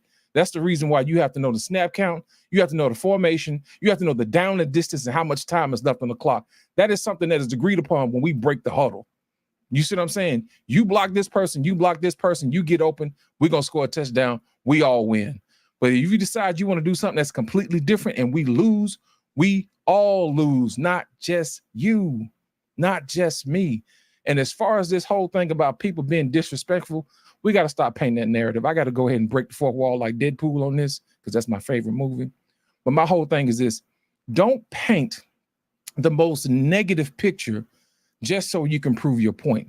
It's not necessary and it's not needed. Anytime we always bring up something as far as men wanting to lead or whatever, the first thing that most women want to say was, I don't want to lose control, and you're not going to beat me, and you're not going to take me out back, and blah, blah, blah. Most men don't want to do that. He picked you because he wants to love you. Now, if you don't want to listen to what he has to say, I suggest you go to someone else who's going to more acquiesce to the way you want to do things versus somebody else who already has a plan and agenda.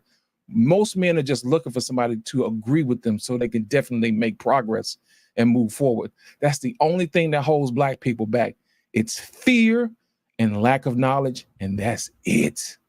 Lost, can I give you some pushback since y'all said I ain't say nothing? A lot of times when people get in disagreements, when it gets to a point, first of all, I wasn't done yet. I know, but I'm giving you some pushback, right? No. First of all, I wasn't done yet. Second of all, about 2 weeks ago, I told you about sister girls interrupting people when people are talking. That's disrespectful. That's the second time I had to call you out on that. But as a courtesy and as a gentleman, I'm going to go ahead and let you go. You may go ahead and speak your piece. Okay, thank you very much. So most people, when they get in disagreements, when they run out of things to try to convince you, they start getting disrespectful. And that's not just men and women. That's people in general. When they don't get their way, they start doing low blows. Well, that's why you X, Y, and Z. So I heard what you said about the extreme of getting beat on, but most people, when they get in arguments and they feel like they're losing, they start trying to attack like your character or something that they witnessed that you've gone through. Well, let me offer you another solution. Here's the door. Let me tell you so. I run a 100% volunteer army over here. If you don't agree with what I got to say, there's the door. That's how it should be. I don't have time to convince you. I've already told you, a man convinced against his will is of the same opinion still. I'm not going to convince you of nothing. Life will teach you the lessons that you're not willing to learn right now? Who you got going next, Lance? Let me get Dwayne because he over there grinning. Damn. Well done, Lost. Well done. I like that. So I was of a different thought until you went, Lost. Because what came to mind was a house divided will not stand. A house divided will not stand. And I may mention this earlier, like whenever we were at each other, we both lose. And the way that I describe like the Republicans and the Democrats is like step parent, or not step parents, co-parenting. They're co-parenting. They're separated. And they're trying to win. And who loses in that? When there's no agreement, when there's that fight, the child loses all day, every day. All day, every day. So that's how I look at it. So how can two parties, a two-party house coexist long term? They have to be on the same page. They have to have an agenda that is coalescing around who they're serving. So we as Americans, we consent to be governed. And we don't say, well, we get to choose. But in that choice, the choice has became so polarized now. It's far over there or far over there. And in that, because it's become so polarized, like we're losing in the middle. We're losing. So in order for it, we got to get back to those true American values. And I'm gonna put this out there. I've never said that I would never vote for a Democrat. I would. I believe the last real Democrat that I could recollect was JFK. That's the last real Democrat. Now, ever since JFK, the Democratic Party has became more and more left. And we talk about when we hear about the far right. Far right. It's just based upon religious or religion or Christian values. That's what they call far right. But the far left, nobody really talks about the satanic piece of it, which is very, very important. Because if there's an opposite of Christianity, it's Satanism, it's devil worshiping. And that's where people don't really too much believe in that and look at that. Now, if you go and look at the Olympics and that ceremony, that opening ceremony, you realize that life imitates art, or art imitates life, however they put it. They're putting it right in front of our face. So if God really doesn't exist, why are they doing that? I'm gonna digress. You got going, Jamie.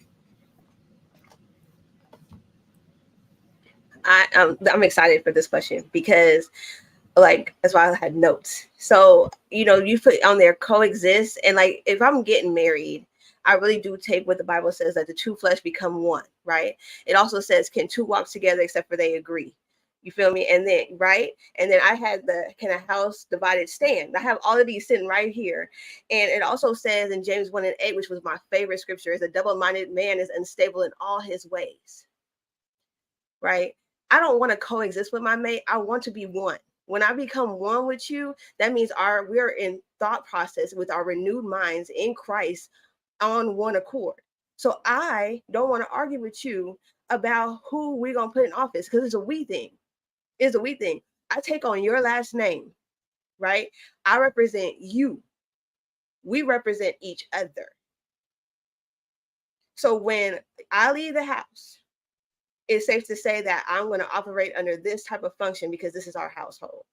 When you go to vote and you go behind that pole by yourself and I go behind over here, I don't want to be like, well, I wonder what my husband's doing, or you know what, I'm going to just do this because this is how I feel. No matter how I feel, I became one with this man.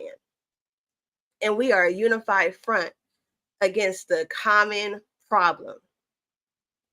I don't want to coexist. I want to be one with whoever I'm with.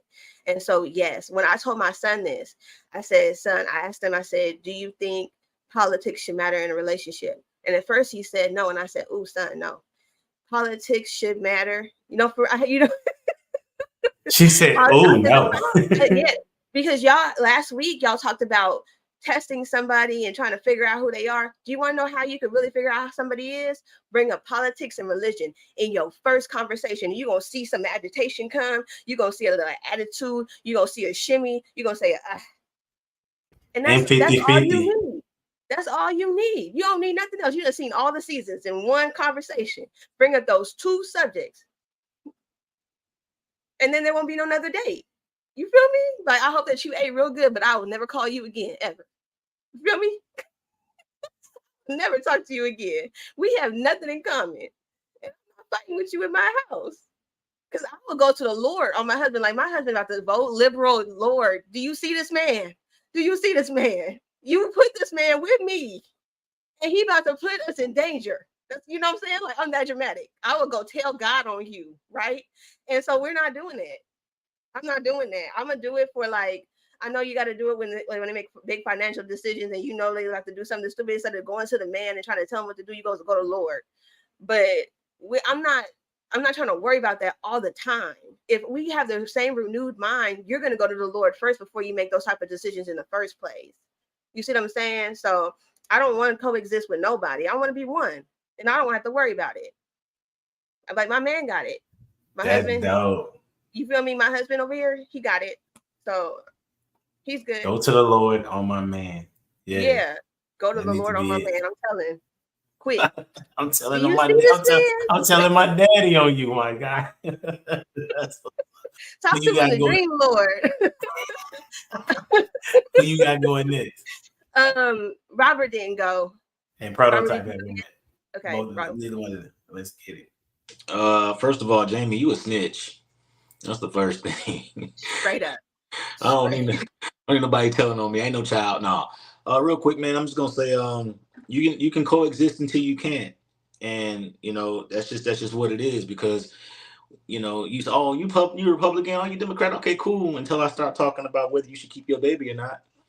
We cool until we start until one of the kids turn up homosexual. Now I got a problem as you know what I'm saying. We good. You know, and so you can until you can't. You know, we good until, you know, we got a lady running for office, and I'm like, I don't think a woman should be it. That's not my opinion.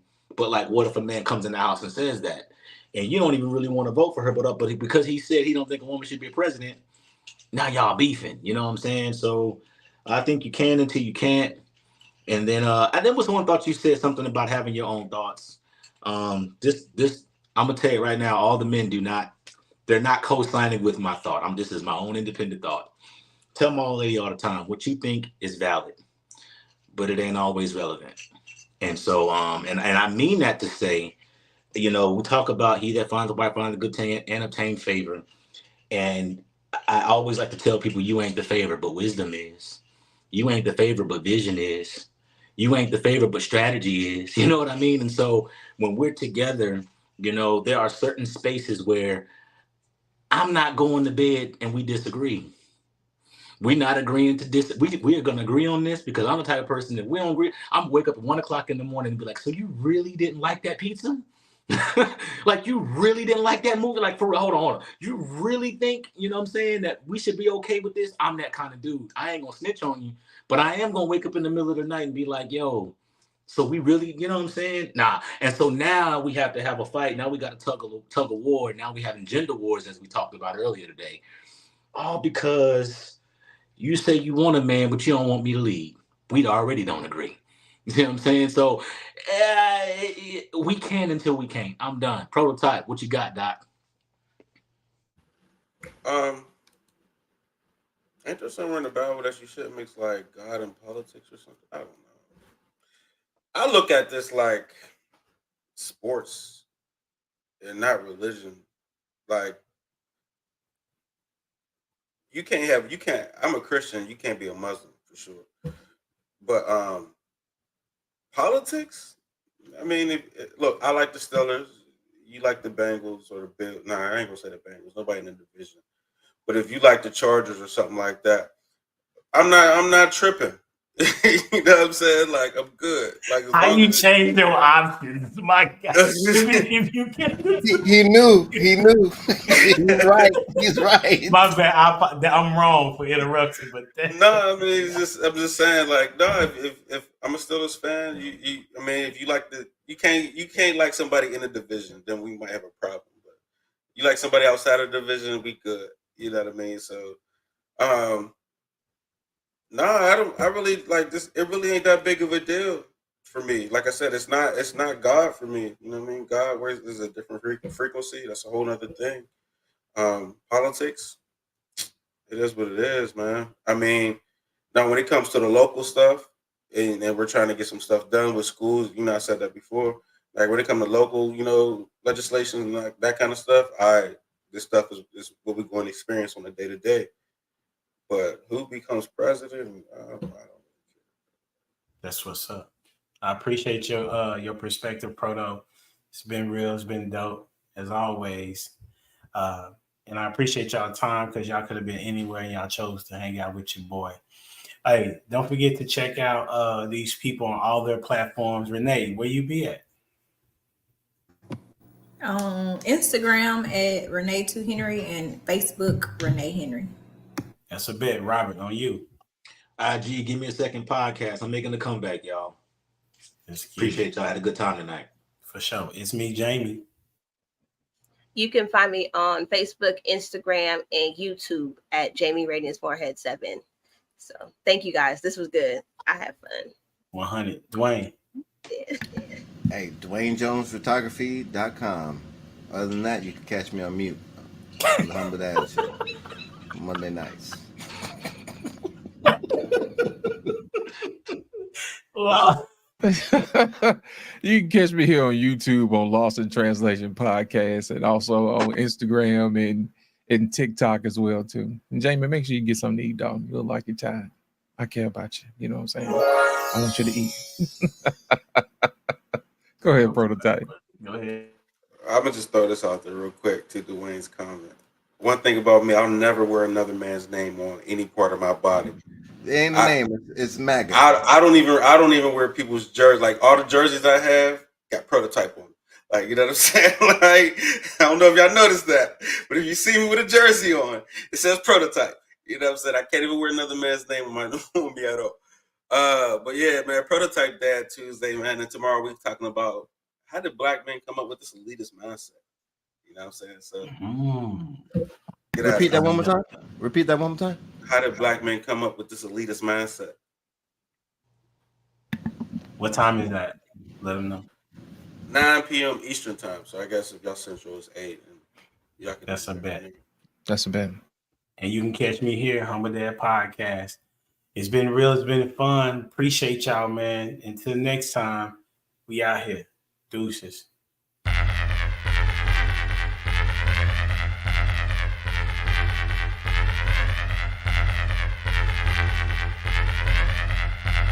The boy is dangerous.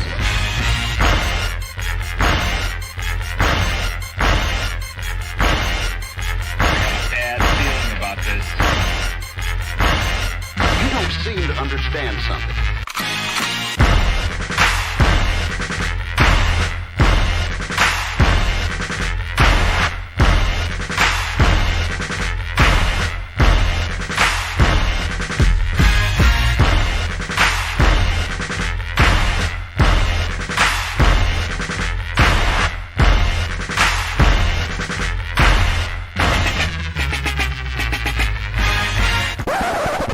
The thing that I like most about being a dad is that I see that I'm about to impact the world.